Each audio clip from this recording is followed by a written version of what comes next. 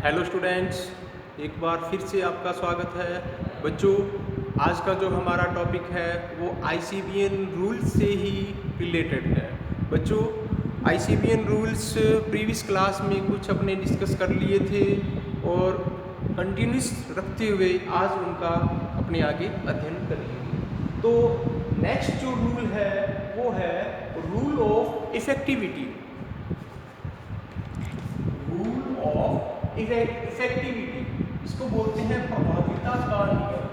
बच्चों, जब भी किसी प्लांट बॉडी का डिस्क्रिप्शन करते हैं, उसका नोमेनक्लेचर करते हैं, तो वो इफेक्टफुल होना चाहिए, वो प्रभावी होना चाहिए। और प्रभावी होने के लिए जब भी आप उसका नामकरण साइंटिस्टों के बीच में करते हैं तो उनको ओवरऑल वो समझ में आना चाहिए। बच्चों, कोई भी न्यू प्लांट है, अगर उसको गमले में लगा दें, ठीक है, और उसको शो करें, तो इससे उसका जो नोमेनक्लेचर है, उसका जो नामकरण है, वो प्रभावी नहीं माना जाएगा। ठीक है, प्रभावी अगर उसको सेमिनार या विभिन्न प्रकार की जो सम्मेलन है, गोष्ठियाँ हैं, मीटिंग्स हैं, उसके अंदर भी अगर उसको अपने शो करें तो भी उसका जो नामकरण है वो प्रभावी नहीं माना जाएगा। तो प्रभावी होने के लिए कुछ बातों का ध्यान में रखना आवश्यक है।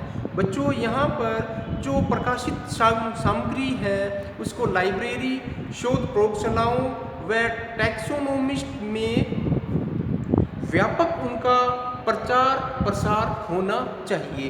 और इसी प्रकार बच्चों, जो नोमेनक्लेचर है वो एक साइंटिफिक जो जर्नल है, वैज्ञानिक पत्रावली जिसको बोलते हैं, साइंटिफिक जर्नल्स के अंदर ही उसका प्रकाशन होना चाहिए। यदि उसका प्रकाशन नॉन साइंटिफिक जर्नल्स में प्रकाशित हुआ तो वो नाम आपका प्रभावी नहीं होगा, वो रिजेक्ट हो जाएगा।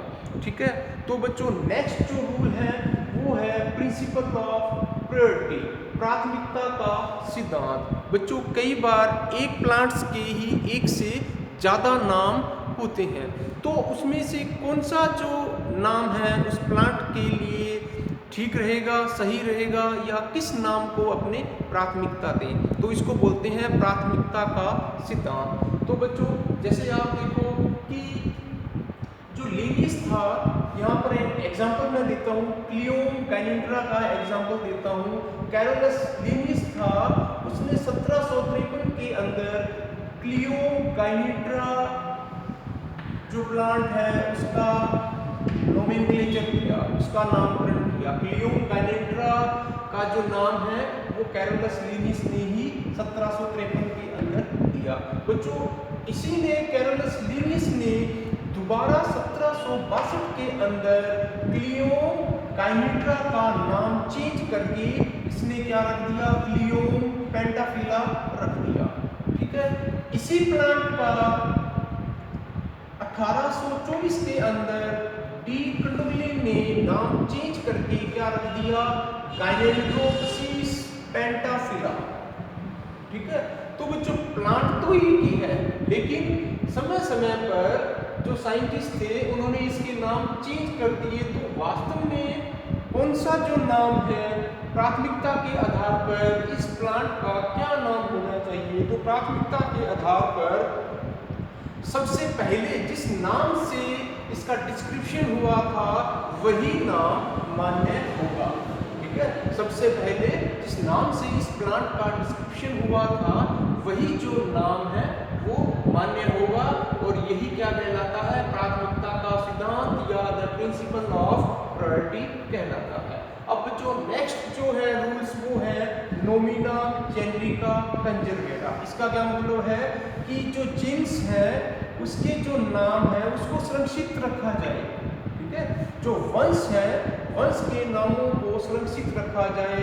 बच्चों, यहाँ पर लगभग 787 जो जेनरिक नेम है उनको कंजर्व किया गया है, उनको सुरक्षित रखा गया है।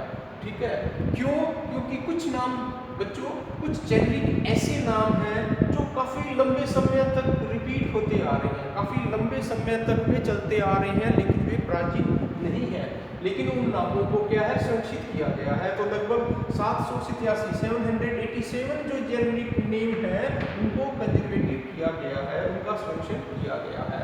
नेक्स्ट जो रूल है वो है लेटिन डायग्नोसिस। लेटिन डायग्नोसिस का मतलब क्या है बच्चों, इसमें जो किसी भी प्लांट का नोमेनक्लेचर करते हैं, उसका नाम लिखते हैं, तो मैंने आपको बताया था कि बाइनोमियल सिस्टम ऑफ नोमेनक्लेचर, जो नामकरण की द्विनाम पद्धति है जिसमें किसी भी प्लांट बॉडी के दो नाम होंगे, पहला जेनरिक होगा दूसरा स्पेसिफिक होगा, यानी पहला जेनरिक दूसरा स्पेसिफिक, ठीक है। और दोनों ही जो नाम लिखेंगे वो इटैलिक अक्षरों में छपने चाहिए, इटैलिक यानी तिरछे अक्षरों में छपने चाहिए, या उनको अपने क्या करते हैं अंडरलाइन कर देंगे। या तो कोई भी प्लांट बॉडी है, चाहे एनिमल स्पीशीज है चाहे प्लांट स्पीशीज है, अगर उनकी जेनरिक और स्पेसिफिक नेम इटैलिक में या अंडरलाइन नहीं होंगे तो बच्चों वो जो नाम है वो आपका रॉन्ग हो जाएगा, वो गलत हो जाएगा। तो इसलिए अकॉर्डिंग टू रूल जो नेम है, साइंटिफिक नेम है, वो इटैलिक या तिरछे अक्षरों में हो या उनको अपने अंडरलाइन कर देते हैं। जो नेक्स्ट रूल है वो है बच्चों साइटेशन ऑफ ऑथर नेम। जो ऑथर का नाम है वो प्लांट के नाम के साथ जुड़ा होना चाहिए। जैसे यहाँ देखो लिलियम लिम, यहाँ पर लिम का क्या मतलब है कि जो लिलियम है यह कैरोलस लिनियम के द्वारा दिया गया, तो इसलिए प्लांट के नाम के साथ साथ साइंटिफिक नेम के साथ साथ यहाँ पर साइंटिस्ट उसको सबसे पहले देने वाले साइंटिस्ट का नाम अपने लिख देते हैं जिसने इसका डिस्क्रिप्शन किया था या इसका नाम दिया था। तो प्लांट के नाम के साथ साथ यहाँ पर साइंटिस्ट का खोजने वाले खोजकर्ता साइंटिस्ट का नाम भी अपने लिख देते हैं। तो यह जो जीन्स है लिनियम, जो जीन्स है गिवन बाय कैरोलस लिनियस, इसलिए लिनियम के आगे अपने नेम लिख देते हैं। कई बार बच्चों एक क्रिटिकल कंडीशन पैदा हो जाती है। यहाँ पर आप देखो कि कोई भी प्लांट बॉडी है उसका नाम किसी और साइंटिस्ट ने दिया था और उसका डिस्क्रिप्शन किसी और साइंटिस्ट ने किया था, तो यहाँ पर प्लांट बॉडी के नाम के साथ अपने दो अलग अलग साइंटिस्ट के जो नाम है उनको लिखते हैं, ठीक है। यहाँ पर एक एग्जांपल देखिए कैपेरिस लेसियंथा। कैपेरिस लेसियंथा के साथ यहाँ पर रॉबर्ट ब्राउन और एक्स डी कंडोले लिखते हैं। इसका क्या मतलब है कि जो कैपेरिस लेसियंथा है इसका जो नाम है वो तो रॉबर्ट ब्राउन ने दिया था, लेकिन इसका जो वर्णन है, डिस्क्रिप्शन है, वो किसने दिया, वो दिया डी कंडोले ने। तो बच्चों नाम देने वाले साइंटिस्ट और इसका डिस्क्रिप्शन करने वाले साइंटिस्ट दोनों का ही नाम अपने जो प्लांट का जो साइंटिफिक नेम है उसके साथ देंगे। इसी प्रकार डिवीजन ऑफ जीन्स स्पीशीज।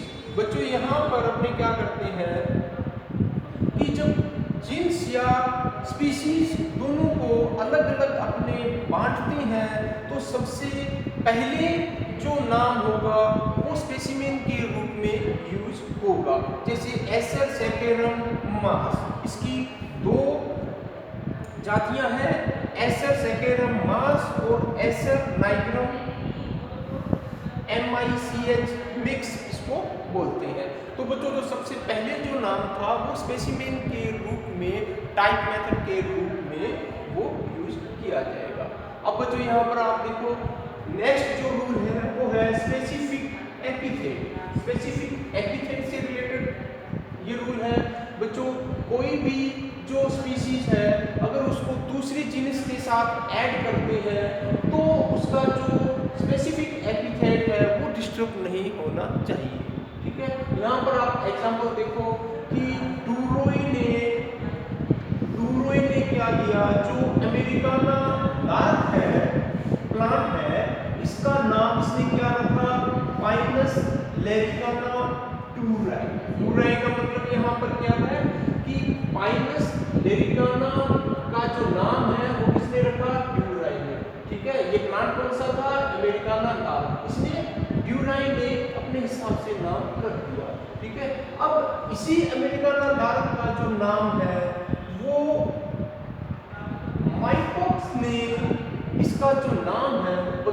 रख दिया, लैरिक्स अमेरिकाना माइल्ड, ठीक है। लेकिन यहाँ पर जो की कोच है उसने क्या किया, इसका बिल्कुल करेक्ट नाम दिया। इसने नाम क्या दिया, इसका जो अमेरिकाना लार्क है इसका जो करेक्ट नाम क्या दिया, लैरिक्स लैरिकाना माइकोप्स। ये इसका बच्चों बिल्कुल करेक्ट नाम है। अगर किसी भी स्पीशीज को अगर दूसरे जीन्स के अंदर अपने लिखते हैं, ट्रांसफर करते, चेंज करते हैं, दूसरे जीन्स के अंदर चेंज करते हैं, तो बच्चों उसका जो स्पेसिफिक एपिथेट है वो डिस्टर्ब नहीं होना चाहिए। बच्चों जो बाकी के जो रूल्स हैं वो अपने नेक्स्ट लेक्चर में करेंगे।